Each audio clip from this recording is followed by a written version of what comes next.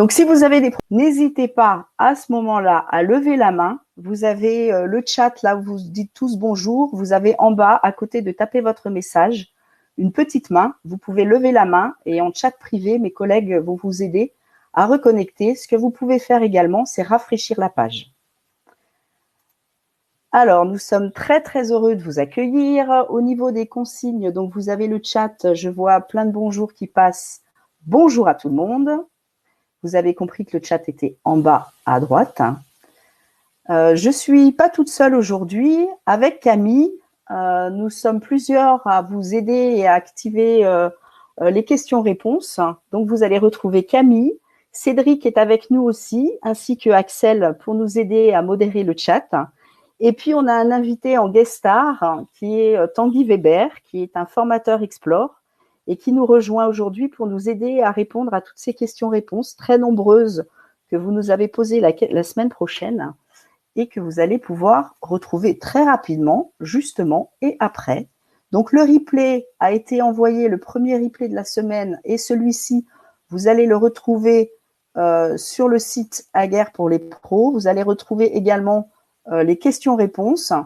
Et à l'issue de ce webinaire, pensez à répondre au questionnaire qui nous aide, nous, pour l'évaluation. Alors, où est-ce que vous nous retrouvez?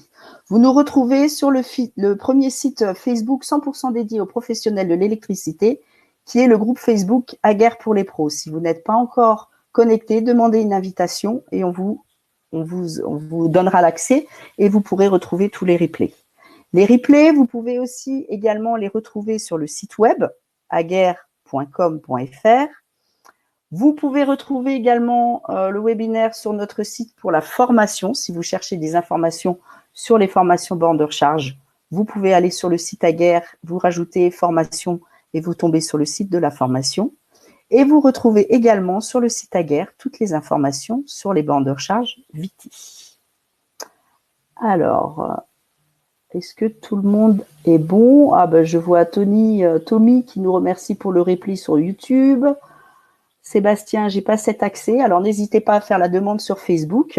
Pas reçu le replay lien par mail.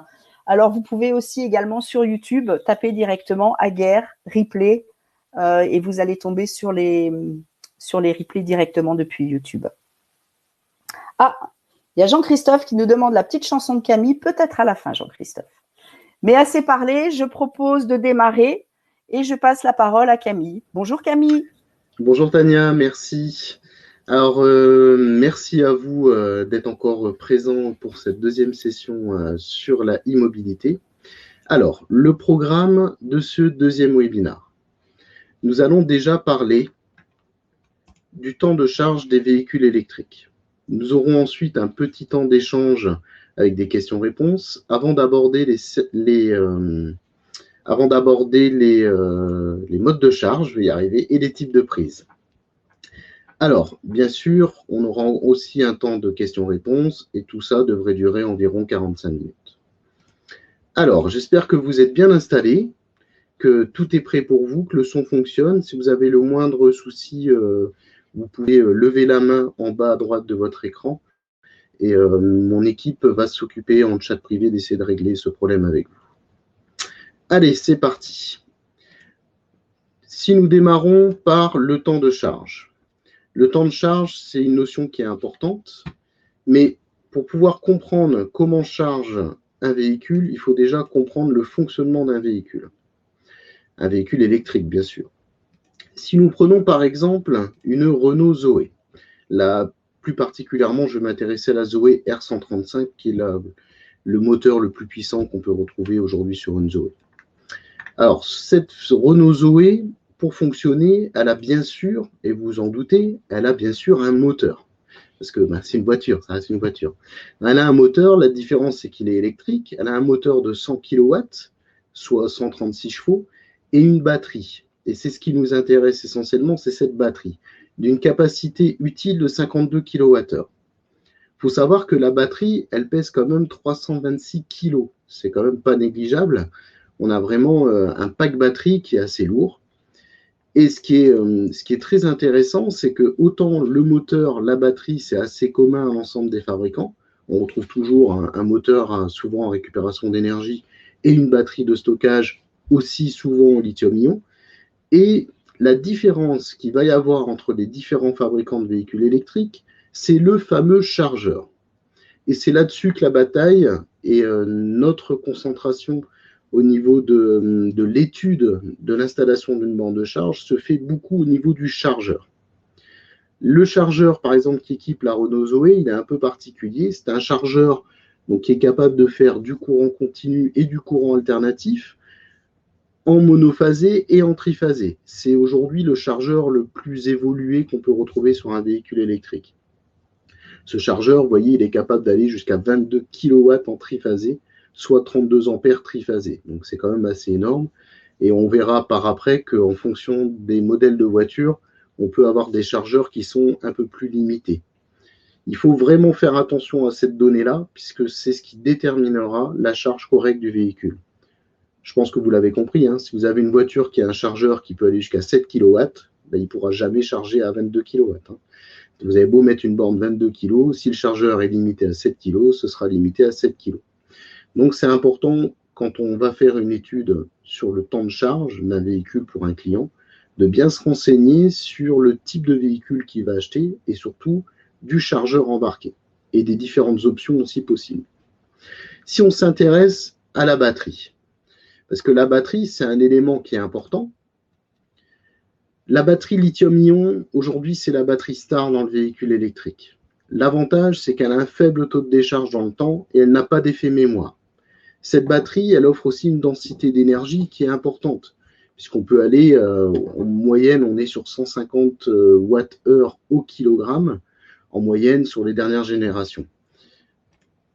Si on prend aujourd'hui comment est constituée une batterie de véhicule, c'est important de comprendre comment est constituée une batterie de véhicule, parce que ça vous permet de déterminer comment le véhicule se charge. Une batterie de véhicule électrique est constituée de cellules. C'est des petits éléments. Par exemple, dans le cas de la Zoé, il y en a 192. Ces cellules sont connectées en série, les unes derrière les autres. Pour la longévité de l'ensemble, il faut que toutes ces cellules puissent s'équilibrer au niveau charge.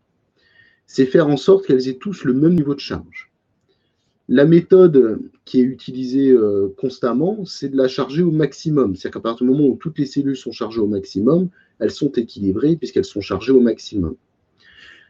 Le problème, c'est que durant la charge, toutes ces cellules vont charger à des niveaux différents. Ce qui fait que la charge, en fait, elle s'effectue, donc bien sûr en série, et certaines cellules sont pleines avant les autres. Et les cellules lithium ne supportent pas du tout, enfin absolument pas, la surcharge. Dès qu'une cellule a atteint sa tension maximale, il faut arrêter sa charge, donc on réduit la puissance de charge. C'est-à-dire, par exemple, j'ai démarré à 22 kg, dès que ma première cellule est atteinte et chargée, on va baisser cette puissance au fur et à mesure pour finir à charge. En fait, une fois qu'on a une première cellule qui est chargée, l'ensemble de la charge va continuer, mais en mode réduit, et on va descendre au fur et à mesure. C'est ce que vous retrouvez sur le graphique en bas à gauche, ici. Vous voyez ici la montée de charge jusqu'à 22 kg de la Zoé, et ensuite environ, après ça dépend de l'état de la batterie, environ à 60-70%, ça commence à descendre jusqu'à arriver à une charge presque de 4 kg, vous voyez, 3,7 kg. Donc c'est vraiment la charge de la batterie, un élément qui est important. À savoir aussi qu'en fonction du nombre de cellules présentes dans les batteries, c'est-à-dire en fonction des véhicules, des marques de véhicules, cette courbe de charge est totalement différente. C'est pour ça qu'il faut absolument bien se renseigner sur le véhicule du client pour savoir comment il charge et quel est son profil de charge. C'est pour cela, aujourd'hui, quand on charge un véhicule électrique, il est recommandé de le charger de temps en temps, au minimum de temps en temps à 100%. On a parlé juste avant, c'est pour l'équilibrage des cellules. Si vous ne chargez jamais votre véhicule à 100%, vous risquez d'avoir une détérioration de la batterie, voire à l'endommager. Donc c'est important pour avoir toujours une courbe de charge qui soit la plus belle possible et la plus rapide possible. Il faut de temps en temps, au minimum charger son véhicule à 100%. C'est valable pour toutes les batteries lithium composées de plusieurs cellules, comme votre ordinateur portable ou vos équipements. C'est une règle de base. C'est-à-dire qu'on va charger un véhicule électrique au minimum de temps en temps à 100%. Même si beaucoup d'utilisateurs de véhicules électriques souvent ne veulent pas dépasser 80% parce que comme la charge est réduite, vous voyez à la fin, ici sur le graphique, forcément le temps de charge ici est beaucoup plus long pour récupérer quelques pourcentages, quelques kilomètres en plus. Mais il faut quand même le faire de temps en temps. Après, soyons clairs, la batterie lithium-ion, c'est une batterie qui est controversée. En fait, l'utilisation des batteries lithium-ion, ça a soulevé plusieurs polémiques, comme par exemple le recyclage, les problèmes environnementaux, liés notamment à l'extraction du lithium. Pour le recyclage, il est vrai que la filière pour la récupération et le recyclage a été créée très récemment. Aujourd'hui, on dispose quand même de plusieurs dizaines d'usines dédiées à travers le monde. Chose très très importante, il faut savoir que le lithium qu'on utilise, c'est de l'ordre d'une poignée de kilos en tout dans la batterie. Et surtout, il n'est pas altéré, c'est-à-dire qu'on peut le réutiliser, on peut le recycler, il peut donc servir à nouveau. Mais avant de pouvoir le dissocier des autres éléments comme le cuivre, le cobalt, l'aluminium, le fer ou le manganèse, il est aussi possible d'utiliser ces batteries qui ne sont plus, on va dire, capables d'assurer une charge normale pour des véhicules électriques. On peut les utiliser pour du stockage d'énergie renouvelable, par exemple. Beaucoup d'entreprises se développent dans ce sens. Même les constructeurs automobiles, notamment Nissan, met en place de plus en plus de la récupération de batteries pour du stockage à domicile ou du stockage à grande échelle. Donc c'est quelque chose qui est important. Aujourd'hui, à partir du moment où on va commencer à recycler aussi ces batteries lithium-ion, on va bien sûr réduire l'impact qu'a l'extraction du lithium. Après, ça reste quand même des conditions des fois d'extrait qui sont pas forcément d'extraction qui sont pas forcément très sociétales. Mais le but est de fermer cette boucle entre la fabrication de la batterie, l'utilisation de la batterie, le recyclage et la réutilisation. Par contre, au niveau des batteries, il y a quand même beaucoup de mouvements. Et il y a des choses plutôt prometteuses. Par exemple, si on regarde, si on regarde au niveau des évolutions, qu'est-ce qu'on a vu apparaître ces derniers temps? Alors j'en ai juste pris quelques-unes, parce qu'il y a énormément de projets. J'ai pris ceux qui me semblaient les plus pertinents, on va dire les possibles. Par exemple, en avril 2018, on a des chercheurs américains qui ont développé une batterie lithium-air. Cette batterie, toujours au lithium, est capable de stocker jusqu'à 5 fois plus d'électricité qu'une batterie actuelle. Donc ça veut dire qu'on, pour le même poids, le même encombrement, on va stocker 5 fois plus d'énergie. Du coup, on va résoudre un des problèmes du véhicule électrique qui est l'autonomie. Le 6 avril, une start-up suisse qui s'appelle Inolith a proposé des batteries lithium-ion avec une capacité 5 à 7 fois plus élevée. On parlait tout à l'heure de 150 Wh au kilo. Là, on est sur 1000 Wh au kilo, soit environ 1 millier de kilomètres avec une seule charge. Donc, on voit que ça évolue. Mais on reste, pour moi, toujours à utiliser du lithium, notamment du cobalt. Et cela pose des problèmes d'un point de vue sociétal et de gestion de la ressource naturelle. Surtout qu'il est majoritairement extrait au Congo et raffiné en Chine. Bon, ça fait un parcours un peu particulier. Le plus intéressant, et pour moi la vraie alternative au lithium, c'est la start-up Tiamat. Cette start-up, qui a été portée par le CNRS, développe et industrialise une nouvelle génération de batteries à recharge ultra rapide, à base de sodium, du sel, et non plus de lithium. Le sel est présent partout en Europe et c'est une entreprise française en plus. Maintenant, il va falloir encore un peu de temps pour voir arriver cette technologie dans les voitures électriques. L'ouverture de l'usine est prévue à Amiens en novembre 2020 si tout va bien.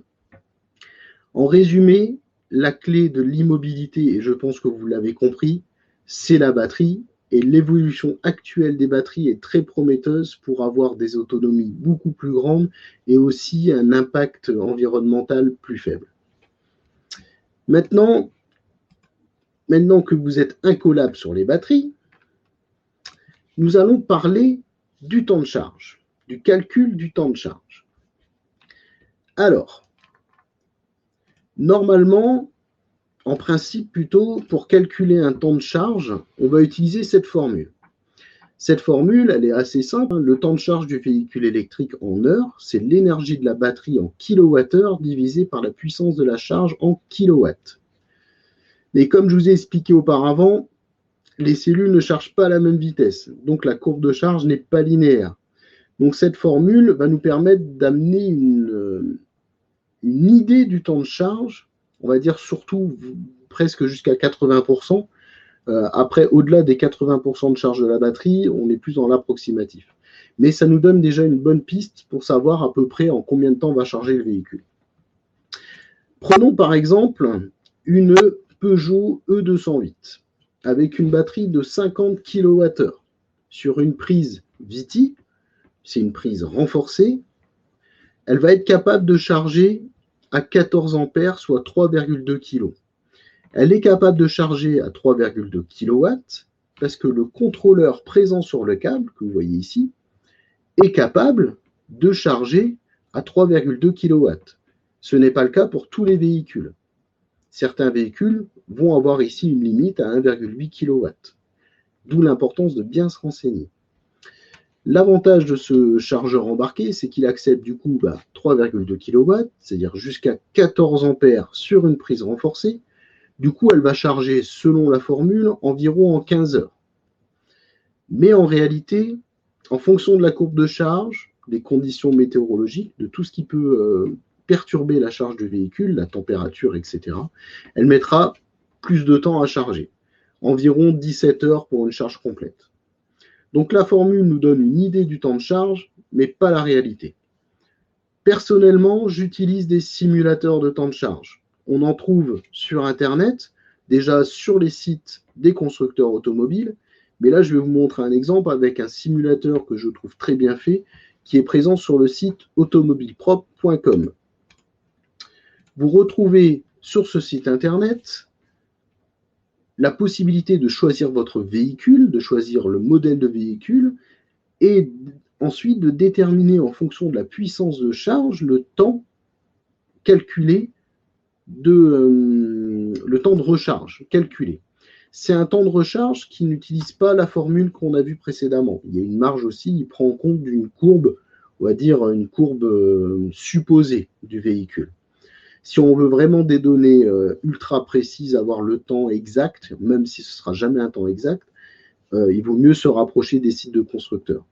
Par contre, ça nous donne déjà une très bonne indication quant au temps de charge probable sur les différentes puissances qu'on va pouvoir mettre pour charger son véhicule. Reprenons notre exemple. Sur notre Peugeot i208, le temps de charge sur la VITI-prise est ici en 16 ampères sur le site, alors qu'en réalité c'est 14. Vous voyez, il faut faire attention, parce que le site internet nous parle de 16 ampères ici, vous voyez, 3,7 kg. En réalité, c'est 3,2 kg, c'est 14 ampères. Du coup, on est un peu plus que 15 heures. Le temps de charge va dépendre du véhicule et surtout du contrôleur présent sur le câble. Donc, renseignez-vous absolument auprès des constructeurs pour vraiment avoir la bonne puissance de charge possible. Par exemple, si on avait pris une Hyundai Kona, elle ne peut charger qu'en 1,8 kg avec le contrôleur fourni avec le véhicule. Du coup, on ne peut pas monter à ces niveaux-là. Après, peut-être qu'ils vont changer leur contrôleur ou peut-être qu'ils l'ont déjà fait depuis la dernière fois que j'ai regardé. Mais aujourd'hui, voilà, c'est important de regarder le temps de charge des véhicules. C'est ce qui fait la différence entre un véhicule et un autre. Justement, en parlant de la Kona électrique, voilà ici l'exemple. Donc, ça, c'est des données qui ont été reprises sur le site de Hyundai. Donc, par exemple, sur la Hyundai Kona, le contrôleur est limité à 8 ampères, soit 1,8 kW. Il ne va pas au-delà. Si on compare la Kona à la Zoe de Renault, la Zoe embarque un chargeur capable de faire du triphasé et du monophasé jusqu'à 22 kg, ce qu'on a vu tout à l'heure, contre uniquement du monophasé en 7,2 kW pour la Kona. C'est-à-dire que même si vous mettez une borne de charge triphasée 22 kg, si vous branchez une Kona dessus, une Kona électrique, elle ne chargera qu'en monophasé à 7,2 kg maximum. C'est important de choisir le bon produit en fonction du véhicule. Après, on peut prendre un produit qui fait tout pour être tranquille, mais autant être juste dans son devis et du coup proposer la bonne solution de charge en fonction des besoins de son client. Pour vous renseigner sur le véhicule, alors vous pouvez utiliser les sites des constructeurs, moi c'est ce que je fais essentiellement. Après, vous trouvez aussi toujours sur Automobile Propre ou sur Change for What ou autres sites différentes informations sur les véhicules, sur les temps de chargement, sur le chargeur embarqué. Vous retrouvez toutes ces infos aussi présentes sur ces sites-là. C'est une grande aide parce que souvent les constructeurs automobiles ne sont pas forcément très communicatifs sur les données techniques électriques de leurs chargeurs et des accessoires fournis. Donc c'est important aussi de se rattacher sur d'autres sites internet qui, eux, ont été chercher l'information technique qu'on a besoin, nous, en tant qu'électriciens, pour pouvoir apporter la bonne réponse. Donc vous l'avez compris, chose qui est importante, c'est la voiture qui décide de la charge en fonction de son chargeur. Donc, il faut vraiment bien analyser la voiture. J'insiste là-dessus puisque c'est beaucoup d'appels qu'on a au service d'assistance technique où des gens sont mécontents de la charge. Simplement, c'est souvent pas dû à la borne, c'est dû simplement au véhicule qui n'est pas capable de charger à des puissances qu'on aimerait bien leur fournir. Donc, il faut vraiment bien analyser le véhicule. Pour schématiser, voici un petit tableau qui vous retrouvez ici en fait une synthèse des cas possibles. Par exemple, avec une borne triphasée 11 kW et une voiture équipée d'un chargeur de 7 kg monophasé, il faut être conscient que la voiture ne chargera qu'à une puissance de 3,7 kW, puisque le chargeur dans la voiture est monophasé, pas triphasé. Donc il faut vraiment faire attention à la charge mono et tri et du véhicule. Après, là, depuis tout à l'heure, on parle de charge complète. Super, on parle de charge complète, du coup des temps de charge un peu élevés. Après, il y a une autre approche en ce qui concerne la charge. C'est de travailler plus sur l'autonomie. Dire en résumé, ce qui est essentiel, c'est l'autonomie. Ça a toujours été le nerf de la guerre dans les véhicules électriques. C'est le sujet qui revient le plus souvent chez les acheteurs potentiels. C'est la peur de tomber en panne sèche. Ça peut être une problématique. En réalité, il faut bien comprendre qu'il n'y a pas une seule autonomie. Il y a des autonomies, puisque l'autonomie va dépendre de nombreux paramètres. On peut avoir le modèle de la voiture, forcément, sa consommation au kilomètre, le comportement du conducteur, si vous avez un comportement plus, on va dire, bon père de famille ou un comportement de pilote de rallye, et les conditions météorologiques. Forcément, vous comprenez bien qu'en été ou en hiver, de nuit ou de jour, on peut avoir des consommations qui sont différentes. Par contre, ce qui est important, c'est de regarder quel est l'usage réel du véhicule. A-t-on besoin de toute la capacité de la batterie tous les jours? Quelle puissance de charge mon client a réellement besoin? Donc, ça fait partie des choses essentielles pour choisir le bon mode de charge adapté à son client, le bon produit. D'ailleurs, je vais vous poser une petite question. À votre avis, quelle distance parcourt un Français en moyenne par jour pour se rendre au travail? Je vous invite à répondre à cette petite question. Donc, vous pouvez sélectionner le choix qui vous semble correct. Et je regarde.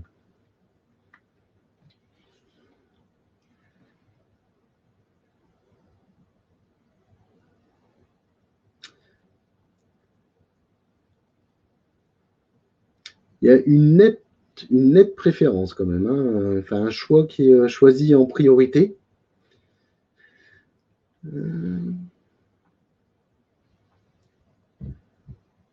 Voilà, on a plus de 300 votes. Je vais arrêter ce petit sondage-là.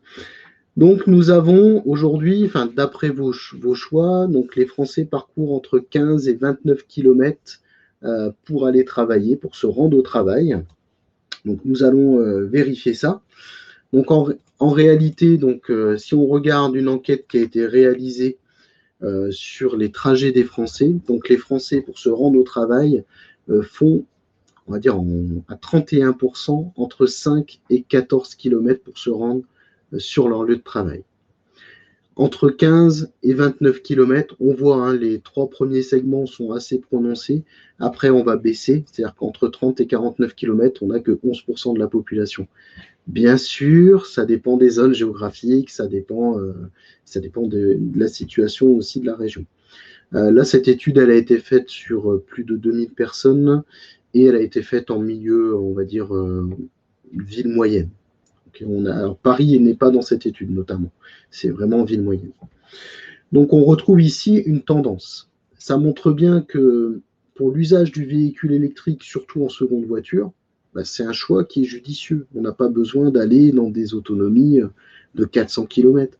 Si on regarde la moyenne, même si on prenait ce que vous avez répondu majoritairement, c'était entre 30 et 49 km, ça fait toujours qu'une petite partie de la capacité d'un véhicule électrique. Aujourd'hui, les véhicules électriques aussi aux alentours des 300 km, entre 300 voire plus en fonction des modèles, je parle vraiment de la citadine, voilà, on a de la marge. Ok, c'est sûr, c'est pas le véhicule idéal pour faire de partir en vacances, faire des longs trajets. Après, il faut savoir quand même que tous les constructeurs de véhicules électriques proposent des solutions pour vous aider à vous déplacer quand vous devez partir en vacances. Il faut savoir que si vous achetez une Peugeot i208 ou une Renault Zoé, il y a des solutions de location de voiture à des tarifs hyper préférentiels qui sont prévus dans le contrat. Ça fait partie du package, pour vous permettre de partir en vacances. C'est-à-dire que les constructeurs mettent en place aussi des solutions pour vous aider à passer ce cap du véhicule électrique et à aller dans cette transition vers l'autonomie électrique. Voilà, il y a beaucoup de freins qui sont enlevés. Après, ok, je suis d'accord avec vous, ce serait bien d'avoir des autonomies de 1000 km. Alors, si nous prenons un exemple, nous allons nous intéresser à la famille Meyer, Alsace, donc c'est des Meyer, qui souhaitent acheter une voiture 100% électrique, comme seconde voiture pour aller au travail et faire ses courses. Pour aller au travail, M. Meyer parcourt 20 km, soit 40 km par jour. Si nous regardons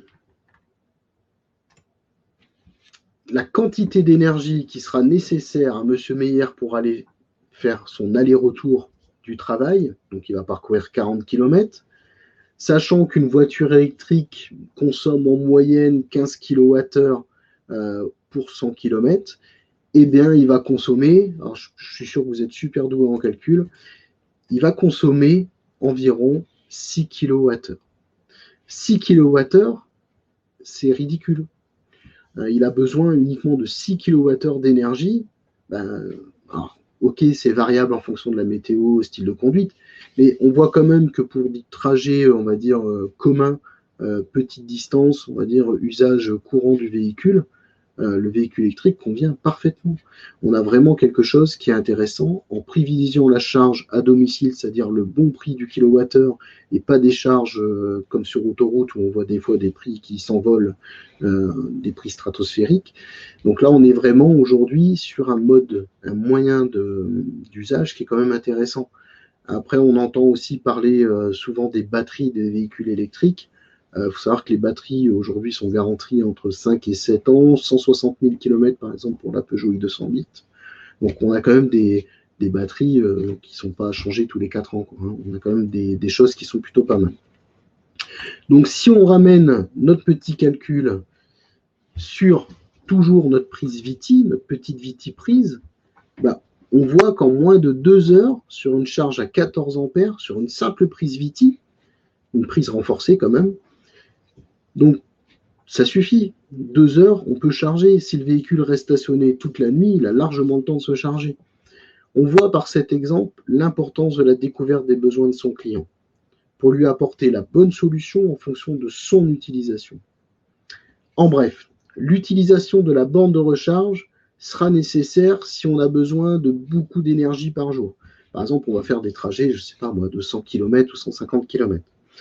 Et si on souhaite aussi amener une gestion de la charge un peu plus intelligente, notamment avec la téléinfo, permet de faire de la modulation de charge pour permettre de charger son véhicule sans trop impacter notre habitation. Parce que certaines personnes sont des fois un peu justes en termes de consommation, surtout les gens qui ont par exemple du chauffage électrique. Souvent, on est déjà avec des systèmes de délestage, on est déjà assez juste. Donc, il faut vraiment bien étudier la chose. Le véhicule électrique, c'est un consommateur important. Donc, si on a besoin de vraiment charger avec de la modulation de charge, amener de la charge uniquement en heures creuses ou uniquement à des périodes horaires, là, on va privilégier la borne de charge. Même si aujourd'hui, de plus en plus, les véhicules intègrent directement dans leur interface la possibilité de pouvoir faire des plages horaires de charge. On peut leur dire de charger de telle heure à telle heure ou de se limiter à telle puissance. Par contre, elles ne savent pas quand est-ce qu'on passe en heure creuse ou en heure pleine. Donc, c'est vraiment important. Voilà, j'espère que cette petite explication sur la batterie, l'environnement du temps de charge sur véhicule électrique vous a plu.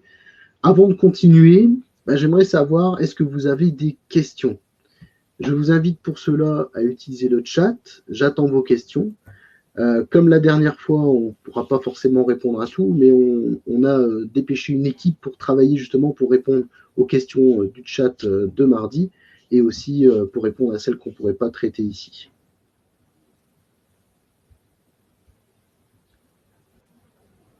Alors, Tania, je ne sais pas si tu as des questions qui arrivent. Il y a plein de questions qui arrivent. Alors, on va t'en prendre une.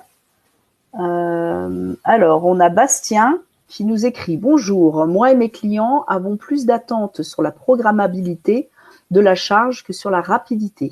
Il serait intéressant de pouvoir ajuster la puissance de charge suffisamment finement pour que cela s'ajuste à une production renouvelable chez un particulier, pour augmenter sa part de production autoconsommée. » C'est une question qu'on avait déjà la première fois. Oui, alors il faut savoir qu'il y a des projets, il y a notamment des projets qui sont en cours pour justement amener cette énergie renouvelable. On est encore au début. Alors j'espère avoir des solutions à vous proposer dans les... je parlais d'années parce que je n'ai pas encore de visu, mais c'est vraiment des choses qui sont importantes. On est complètement dans cette démarche-là et il faut aujourd'hui développer des solutions pour avoir justement cette gestion de l'énergie renouvelable, savoir quelle quantité on peut utiliser, à quelle puissance on peut charger. Donc oui, entièrement d'accord. Il faut se développer là-dessus et Aguerre travaille dessus justement pour proposer des solutions. Alors, on me redemande aussi le site pour les temps de charge. Donc, c'est Automobile Propre. Alors, Automobile Propre. En fait, j'utilise, il n'y a pas que ce site-là, hein, on n'a pas de partenariat avec eux, mais ce que je trouve vraiment intéressant sur leur site, c'est qu'ils traitent l'ensemble des véhicules. Donc, on retrouve un peu les caractéristiques des véhicules et ils ont aussi des simulateurs de temps de charge en fonction des puissances. Et du coup, ça permet à un seul endroit de traiter l'ensemble des charges. Après, il n'y a pas que qui existe comme site, mais je trouve que leur site est plutôt pas mal. C'est automobilepropre.com. Et vous retrouvez toute l'actu, aussi bien normative, il y a vraiment pas mal d'infos. C'est un site hyper intéressant. Alors, d'autres questions, Camille. Quelle est la meilleure période pour charger sa batterie sur une journée? Sur une journée, moi je dirais quand l'électricité est la moins chère, donc si on a de l'heure creuse, c'est de l'heure creuse. Après, normalement, les températures de charge, en fonction, alors ça dépend des constructeurs, hein, mais souvent ils préconisent aux alentours de 20 degrés. Okay. C'est vraiment, faut charger son véhicule en fonction pour moi, surtout le tarif du kilowattheure, qui est important. C'est vraiment l'intérêt. Donc, il est possible, Camille, de coupler sa prise de charge avec le relais air creuse. Oui, alors la prise de charge, c'est un peu plus compliqué. Enfin, si on pourrait mettre une solution, un contacteur ou une clé où on active manuellement. Mais l'idéal, c'est là pour le coup, c'est vraiment plus la borne de charge. Où là, on va vraiment avoir cette fonction hors creuseur pleine. Donc, on va pouvoir décaler. Alors après, si vous ne l'avez pas, de plus en plus, les véhicules proposent cette programmation. Si vous êtes juste sur une prise toute simple, vous pouvez programmer la plage de charge directement dans votre véhicule. Ok, super. Alors, j'ai Mathieu qui me pose la question également. Tu as parlé de la prise Cubico, qui est une prise renforcée. Quelle est la Oui, différence avec une prise normale? on va l'aborder juste après. Ah, ok. Bon, bah, c'est parfait. Alors, j'ai Jean-Philippe qui m'écrit pour la fiche de la i 208. Il existe en option un chargeur 11 kW en Oui, triphasé. oui, tout à fait, oui. Euh, bah, c'était juste pour m'informer que la photo utilisée était celle de la 308 en fait. Ah oui, ouais, bon. Ok, bon, ça c'est des petites choses qui peuvent arriver. Merci de la précision en tout cas. Oui, merci. Mais oui, Euh, en fait, c'est justement ce qu'il faut vraiment bien se renseigner. Parce que par exemple, chez Audi, chez Peugeot, vous avez des options pour embarquer un chargeur triphasé. Par exemple, sur Peugeot, c'est un chargeur 11 kg. Alors que le chargeur sur une Renault Zoé est d'office un chargeur, ce qu'ils appellent le caméléon, qui est capable de faire du mono du tri jusqu'à 22 kg. Donc c'est vraiment chose qui est importante au niveau de la charge des véhicules. Après, je viens de voir aussi un petit truc qui est passé là, parce que j'ai du mal à voir le chat, moi, parce que j'ai juste un tout petit écran. Et j'ai vu juste un truc qui m'a attiré l'œil, c'est parler de la Terre. Et oui, exactement, c'est hyper important, hein. C'est pour ça qu'on a des formations sur les bornes de charge, parce que l'environnement des bornes de charge, un véhicule électrique, c'est un véhicule qui est sensible. On va charger avec des puissances élevées, des batteries qui ont une capacité qui est énorme. Ça demande à vraiment avoir une connaissance sur cet environnement. Et la Terre est un élément qui est indispensable pour charger correctement un véhicule. Donc c'est une alors, bonne question. on en a d'autres. Un client qui pose la question, il a un gîte Oui, pour une location estivale. Qu'est-ce qu'on peut lui conseiller en termes de chargeur? C'est pour voilà. Bertrand. Alors, Alors le plus simple, si on veut pouvoir charger tous les véhicules du marché, ça reste une prise type EF, ou alors une borne de charge avec, mais on va l'aborder après, hein, une borne de d'accord. charge avec une prise classique et une prise type 2 pour charger son véhicule. On va l'aborder juste après. Donc, on a plein de questions. On va peut-être conclure avec une petite Oui. dernière qui est une petite. C'est Sébastien qui nous pose la question et qui me demande, Camille, tu roules avec quoi comme voiture? Alors moi, j'ai une particularité, c'est que je fais beaucoup de kilomètres. Du coup, en véhicule électrique, c'est encore compliqué, mais sincèrement, pour être franc, on réfléchit pour ma compagne, qui elle ne fait pas beaucoup de route, et du coup, on y réfléchit. Mais en tout cas, pour moi, c'est techniquement pas possible. Donc, Ok. Ben, Camille, on a énormément de questions. oui, Alors, tout le monde me demande comment est-ce qu'on va répondre à toutes ces questions. Donc, c'est ce que je vous disais en introduction. Il y a Tanguy qui est venu nous rejoindre, qui prend sa journée aujourd'hui et la semaine prochaine pour nous répondre à toutes les questions. Et on vous les transmettra lors du prochain webinar. On vous dira, pour ceux qui n'ont pas Facebook, où vous pouvez retrouver et le replay et les réponses aux questions. On n'a pas encore défini comment on allait vous répondre, mais on veut créer aucune frustration. Donc, on vous promet de capitaliser les questions et d'y répondre parce qu'il y a vraiment des questions très intéressantes. Voilà. Camille, je te propose de reprendre la main. oui. Et à tout à l'heure Alors, pour les deuxièmes questions. ça marche. Merci, Tania. Alors, passons maintenant au mode de charge et type de prise, parce que là aussi, il faut bien comprendre de quoi on parle. Donc, les modes de charge, donc si on parle des différents modes de charge, il en existe 4. Déjà, le premier, celui que vous utilisez peut-être chez vous pour préparer à votre balade. Ah non, on n'a pas le droit de vélo pendant le confinement. Le mode 1, c'est la prise de courant classique pour recharger, par exemple, le vélo électrique ou la trottinette. C'est-à-dire que là, il n'y a pas de contrôle de charge, c'est une prise qui est non dédiée. Donc voilà, c'est une prise de courant classique, une belle prise galerie où on vient brancher son vélo dessus pour recharger directement. Ensuite, on a le mode 2. Le mode 2, c'est le mode aujourd'hui le plus utilisé. C'est la prise renforcée. Alors, nous avons sur le câble de charge du véhicule un contrôleur. Vous voyez ce petit boîtier qui est ici. Ce petit boîtier est capable de choisir en fonction de ses capacités soit une charge à 1,8 kW sur une prise classique, soit une charge à 3,2 kW sur une prise renforcée dédiée au véhicule électrique. Alors, vous vous dites, il est magique ce contrôleur, il arrive à savoir que la prise est renforcée. En fait, c'est assez simple. Il y a simplement des aimants présents dans la prise. Donc ici à l'intérieur, vous avez ici des aimants qui sont présents dans la prise, qui vont informer le contrôleur que nous sommes en présence d'une prise renforcée dédiée au véhicule électrique. Et le contrôleur va ainsi passer sa charge à 3,2 kW. Je vous rappelle, et justement sur cette image, l'exemple n'est pas forcément très bon, puisque par exemple le chargeur qui est en place ici ne chargerait qu'à 1,8 kW sur la prise VT, puisque la Hyundai Kona, le contrôleur n'est pas capable d'aller à 3,2. Donc là, notamment, il y a ici une petite erreur. Je me suis un peu trompé sur les photos aujourd'hui. Donc il restera à 1,8 kW dans le cadre de la Kona. Par contre, si vous avez une Peugeot i208 ou autre et une Renault Zoé, le contrôleur est capable de monter à 3,2 sur détection d'aimant au niveau de ces prises-là. Alors, il va de soi, parce que je vois un peu de tout moi, sur Internet, des gens qui veulent fabriquer leurs propres prises, etc. Non, aujourd'hui, c'est des prises vraiment spécifiques. Elles sont renforcées, il y a un traitement spécifique sur les contacts pour éviter les échauffements. C'est important. Alors, vous allez me dire, pourquoi une prise de courant classique, une prise par exemple galerie, ici, qui est pourtant donnée pour 16 ampères, ne convient pas à charger à 14 ampères, simplement qu'un véhicule électrique va charger à une puissance de 14 ampères pendant une longue durée.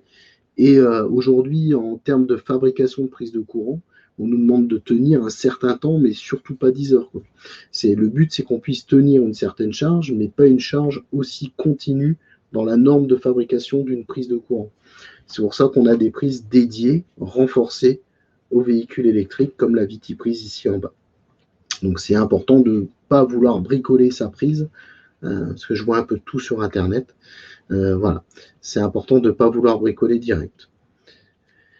Chose importante aussi, comme je parle des choses qu'on peut retrouver sur Internet, je vois aussi assez régulièrement sur des forums dédiés aux véhicules électriques, des gens qui proposent d'installer des prises P17 industrielles pour charger à 16 ampères, parce que certains fabricants de véhicules, certains constructeurs automobiles le proposent.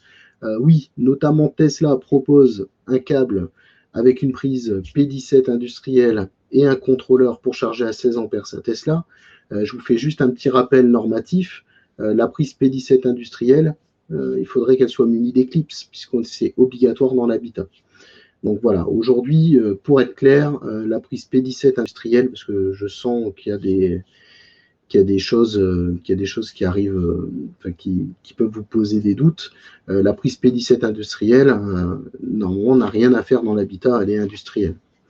Alors j'ai vraiment des choses que je vois qui des fois me choquent un petit peu, même des gens qui essayent de bricoler des câbles. On est sur des puissances importantes, il ne faut pas faire n'importe quoi. Alors, si on regarde aujourd'hui sur un petit souci, il ne veut plus passer. Voilà.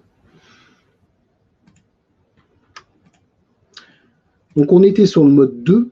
Ok, donc Camille, le mode de charge. Oui. Camille, j'en profite juste, comme tu avais juste un petit souci, si tu pouvais activer ta souris pour qu'on la voie sur l'écran, parce que j'ai eu la demande. Et c'est vrai que parfois tu montres des choses. Ouais, super. Merci, je repars. Merci. Donc aujourd'hui, le mode 3, donc c'est le mode par excellence, c'est la charge idéale du véhicule électrique. C'est une charge possible en fonction du chargeur du véhicule, vous l'avez compris, puisque les bandes de charge existent de 3,7 à 22 kg.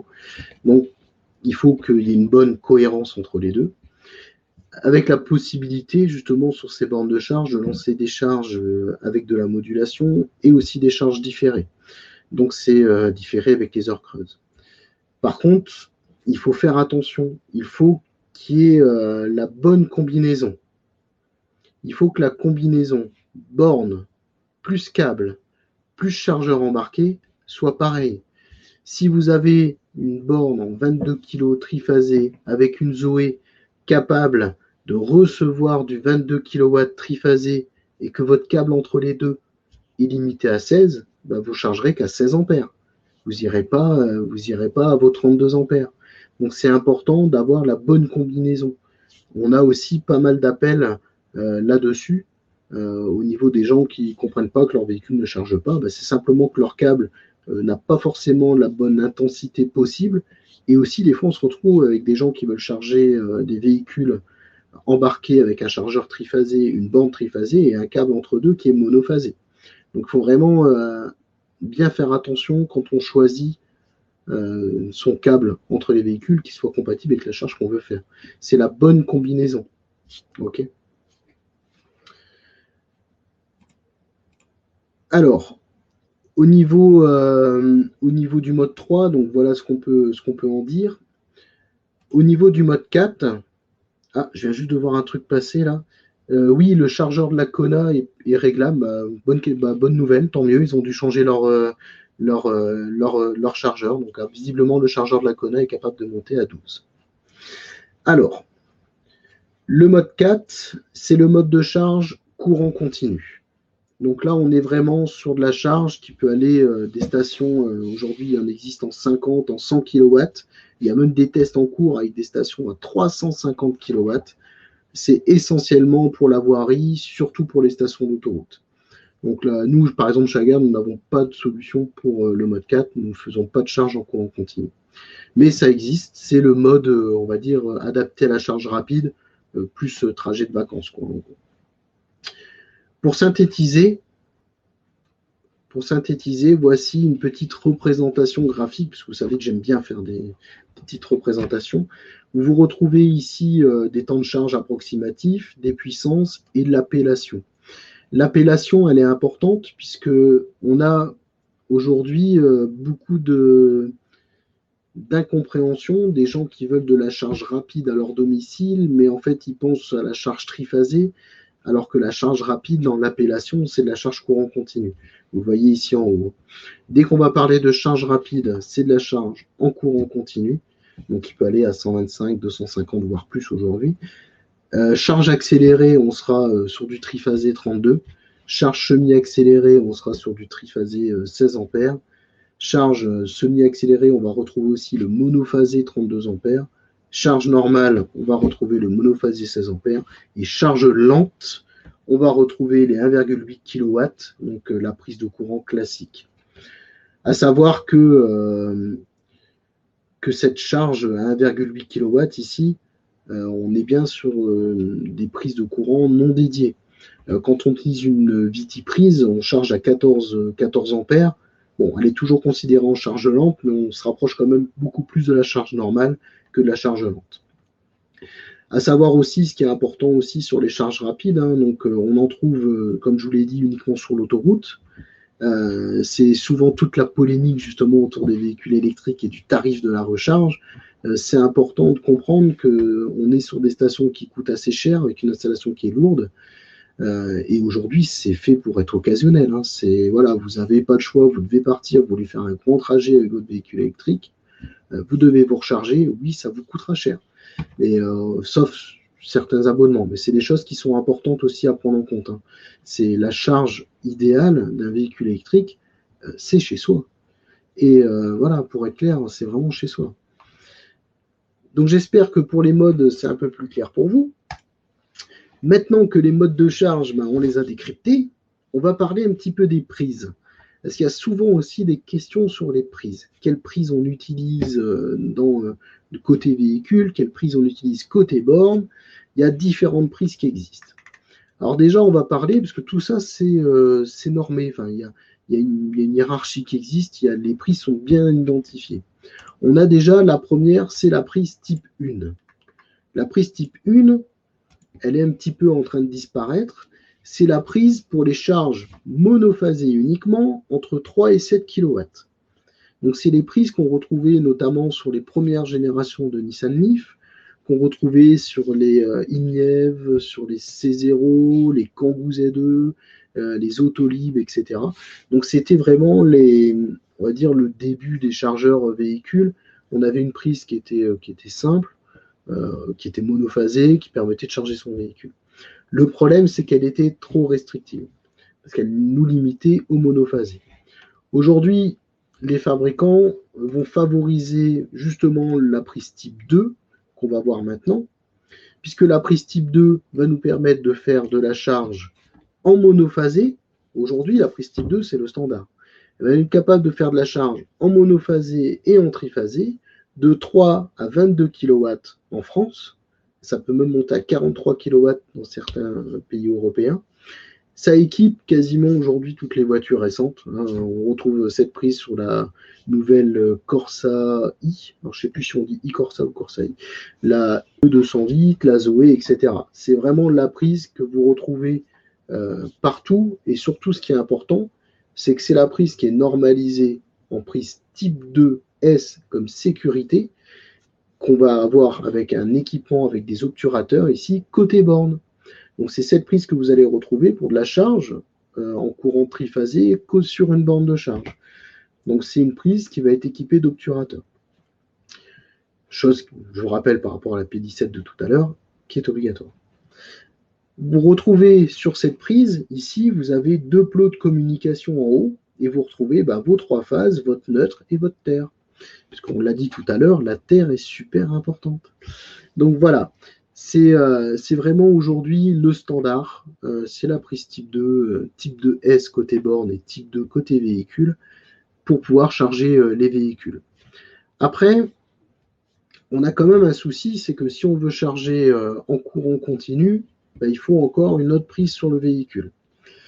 Alors pour ça, est apparue la prise combo, ce qu'on appelle prise de type combo. Il faut savoir que c'est issu la prise combo, c'est issu d'une simplification. Le but, c'était pour simplifier les prises côté véhicule, notamment pour la charge rapide. C'est-à-dire plutôt que d'avoir 2 prises, essayer d'en avoir qu'une seule. Donc, c'est pouvoir charger aussi bien en alternative qu'en courant continu avec le même socle. Okay, on n'utilise pas les deux en même temps, mais avec le même socle. Donc là, ça a été poussé par l'Union européenne, qui a décidé de pousser plus loin la norme de la prise type 2 pour créer une prise type 2 étendue, qu'on appelle aujourd'hui la combo. Donc c'est une prise qui est installée côté véhicule, qui est capable de charger sur des bornes type 2, on voit la partie en haut, ici, mais qui est aussi capable de charger sur des prises en courant continu, la partie ici en bas. Donc on voit bien que cette prise, l'avantage c'est qu'on n'en a qu'une seule dans le véhicule, et elle nous permet de faire de la charge mono, triphasé, alternatif, et de la charge aussi courant continu. Donc c'est vraiment cette prise-là qu'on retrouve de plus en plus aujourd'hui dans les véhicules, parce que justement, ça permet aux constructeurs automobiles d'avoir qu'une seule prise. Alors, par contre, il faut faire attention, chez certains constructeurs, c'est une option. Donc, ce n'est pas forcément inclus de base. Ensuite, nous retrouvons une dernière prise que vous pouvez rencontrer dans le véhicule électrique, mais là, on est côté véhicule. Côté véhicule et côté aussi borne, pour la charge courant continu, c'est la prise CHAdeMO. La prise CHAdeMO, alors je ne veux pas vous faire le japonais, parce que c'est une prise japonaise, c'est une prise qui permet de faire sa charge en courant continu, et elle se place à côté de la prise pour la charge en courant alternatif, comme vous pouvez voir ici. Donc nous avons ici la prise CHAdeMO, et la prise ici, donc là notamment c'est une type 1, parce que ça doit être une LIF à mon avis, une LIF de première génération. Donc la LIF de première génération était équipée d'une prise en type 1, donc charge monophasée, et d'une prise CHAdeMO. Donc cette prise, pareil, vous l'avez compris, c'est en train aussi de changer au niveau des constructeurs automobiles, et aujourd'hui on a vraiment 2 prises qui sont aujourd'hui standards, qu'on retrouve partout, c'est la combo et la type 2. C'est vraiment les 2 prises qu'on retrouve aujourd'hui partout. Vous avez vu au niveau des prises, c'est quand même assez simple. Ça a quand même bien changé par rapport à quelques années où on ne savait pas quelle prise. Aujourd'hui, c'est la type 2, la prise combo ou encore la CHAdeMO qu'on retrouve encore. Donc ça, c'est quand même vachement simplifié. J'espère que vous avez bien compris, que ça a été clair pour vous au niveau de ces prises. Donc là, on arrive à la fin de la deuxième partie. Si vous avez encore des questions, je vous attends. On peut encore poser, en faire rapidement parce qu'on a... On a dépassé la minute, mais tu es passionnant, Camille. Oui. Donc, c'était très clair. Bon, bah super. On a une information de Jean-Philippe qui nous dit que la prise combo CCS est Chamedo jusqu'à 350 kW. Oui. Alors, le chat va très, très vite. Alors, on me demande, c'est Tommy qui demande, les bornes Aguerre possèdent tous les connecteurs du coup. Alors, les bornes Aguerre, comme pour la charge, donc on va retrouver sur côté borne, on va trouver une prise type 2S, donc qui est, on va dire, la prise pour la charge en mode 3. Après, si on veut pouvoir charger, si on veut poser par exemple une borne dans un magasin et pouvoir charger tous les véhicules du marché, si on veut vraiment être sûr, l'idéal, c'est vraiment de mettre une borne avec une prise type 2S et une prise EF, c'est-à-dire une prise classique, une prise de courant classique sur la borne. Donc ça, on retrouve aussi dans notre catalogue. Il faut savoir que c'est ce qui est demandé aujourd'hui dans le livre vert, si on parle un peu normatif, c'est ce qui est demandé aujourd'hui dans le livre vert. Justement, en parlant normes, Camille, Julien a la question, quelle est la norme à suivre pour l'implantation d'une borne de charge, par exemple, de 22 kW? La norme à suivre? Oui. Alors, la norme, donc on a les guides UTE, on a le guide UTE, on a la 1500, on a différentes normes qui nous disent ce qu'on doit poser, ce qu'on doit respecter. Par exemple, si vous posez une borne en 32 kA, vous allez devoir mettre un disjoncteur de 40 avec un câble en minimum avec du 10 mm carré. Je ne parle pas de la longueur, après il faut bien sûr vérifier la chute de tension et la protection. Donc il y a des règles qui sont définies dans la 1500 et on a aussi des guides UTE qui nous précisent qu'est-ce qu'on doit mettre en œuvre, hein, notamment au niveau bilan de puissance, comme le coefficient d'utilisation A1. En fait, il faut leur conseiller de venir en formation. On l'a vu au dernier webinaire, c'est obligatoire. En fait, c'est ça tout le paradoxe avec le véhicule électrique, c'est qu'on pense que c'est très simple, parce que c'est une borne, il y a 3 fils, il n'y a pas grand-chose à câbler. Mais il y a tout un environnement derrière, une contrainte environnementale, une contrainte technique d'installation, un environnement hyper particulier.